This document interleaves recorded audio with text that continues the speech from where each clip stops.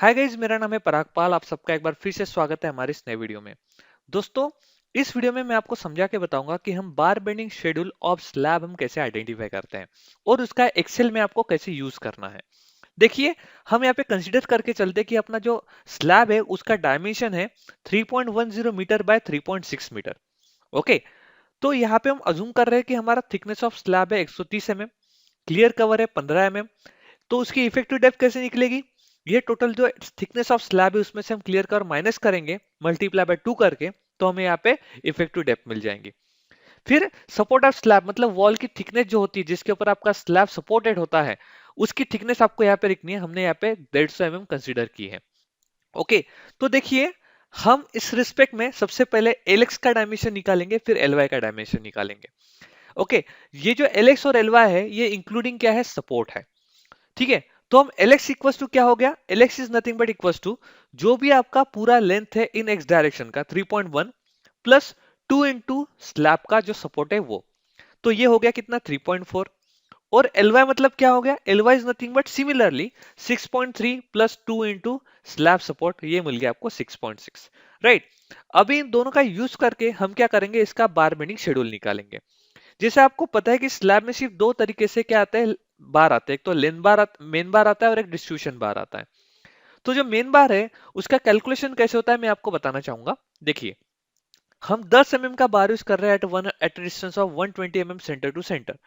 तो लेंथ निकालने के लिए, लेंथ ऑफ मेन बार निकालने के लिए आपको एक्स डायरेक्शन, उसकी मतलब लेंथ इन एक्स डायरेक्शन चाहिए, -2 into clear cover plus 2 into 9 into dia जो भी आप यूज कर रहे हो, प्लस 0.42 इंटू डी।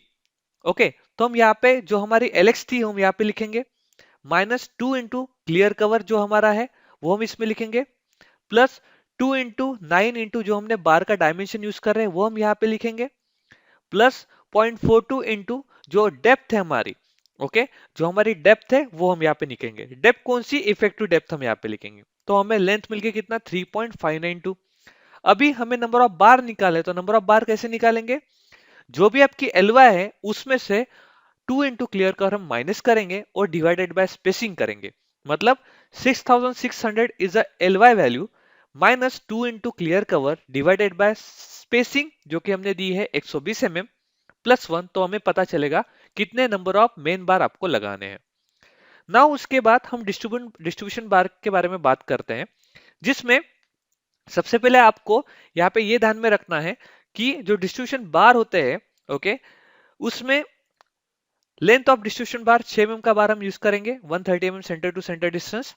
तो ly equals to L Y minus 2 into clear cover plus 2 into 9d।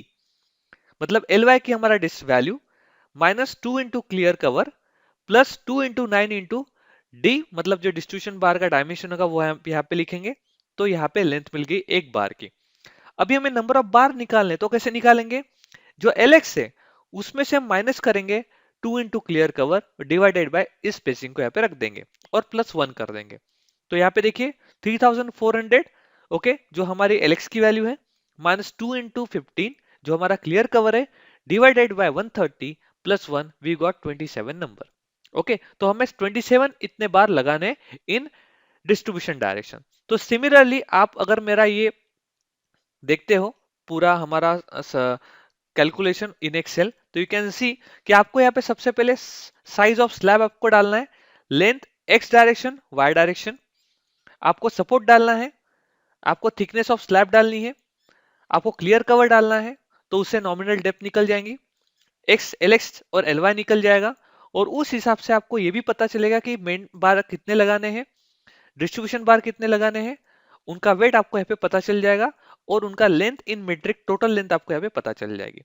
Okay, तो आई होप गाइस कि ये वीडियो आपको प्रॉपर तरीके से अच्छा लगा है। ओके, नेक्स्ट वीडियो में मैं आपको बताऊंगा बार बेंडिंग शेड्यूल ऑफ कॉलम, और उसके बाद हम इस कोर्स का लास्ट लेक्चर आपको बताएंगे जिसमें आपको ये पता चलेगा कि इस पूरे कोर्स को आपको कैसे यूज करना है। Okay, thank you so much, have a nice day.